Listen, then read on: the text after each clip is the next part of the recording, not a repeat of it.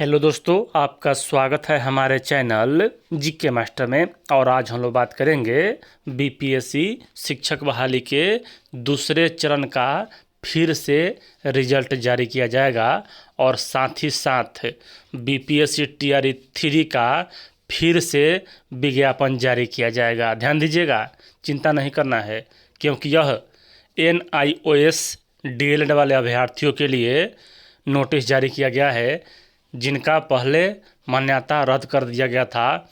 फिर सर्वोच्च न्यायालय ने उन्हें मान्य किया और जिस दिन से मान्यता रद्द हुआ था उसी दिन से उसे मान्य किया गया है। अब बिहार लोक सेवा आयोग के द्वारा यह नोटिस अभी जारी किया गया है बीपीएससी शिक्षक बहाली के दूसरे चरण के रिजल्ट से संबंधित। चलिए आपको पूरी अपडेट बताते हैं। इससे पहले अगर चैनल पर नए हैं तो चैनल को सब्सक्राइब शेयर और लाइक कर लीजिएगा।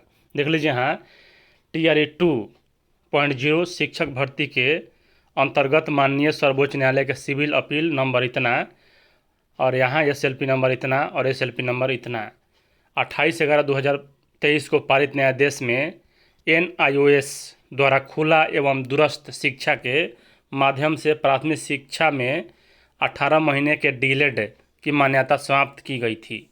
ध्यान दीजिएगा, जब टीआरई 2 का रिजल्ट आने वाला था तभी यहाँ रिजल्ट पर रोक लगा दिया गया था। रोक इसलिए लगा दिया गया था क्योंकि यहाँ 28/11/2023 को सुप्रीम कोर्ट ने कहा कि 18 महीने का डीएलएड वैध नहीं है शिक्षक भर्ती के लिए। उसके बाद फिर यहाँ कहा जा रहा है कि उक्त न्यायादेश के आलोक में शिक्षा विभाग बिहार सरकार द्वारा ऐसी सभी अभ्यर्थियों की अर्हता को अमान्य करते हुए परीक्षा फल प्रकाशित करने की सूचना आयोग को दी गई थी, यानी कि उनका रिजल्ट नहीं जारी करना है।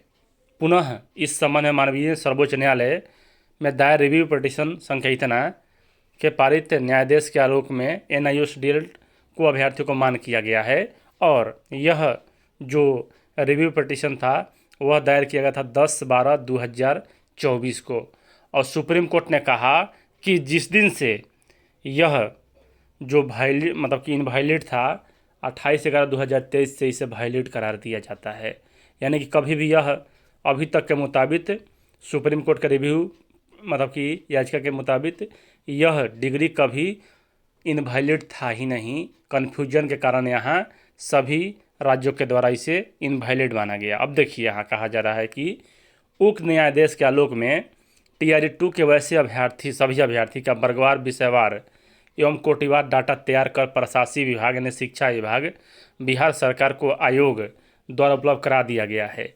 यानी कि सभी को यहाँ जितना भी शिक्षक अभ्यर्थी थे टीआरई 2 में सम्मिलित NIOS डीएलएड वाले, उनका उपलब्ध करा दिया गया है। शिक्षा विभाग से वर्गवार विषयवार एवं कोटिवार रिक्ति की सूचना आगतन अप्राप्त है। इस संबंध में आवश्यक सूचनाएं प्राप्त होने पर आयोग उत्तर से परीक्षा फल प्रकाशित करने की कार्रवाई की जाएगी आयोग स्तर से।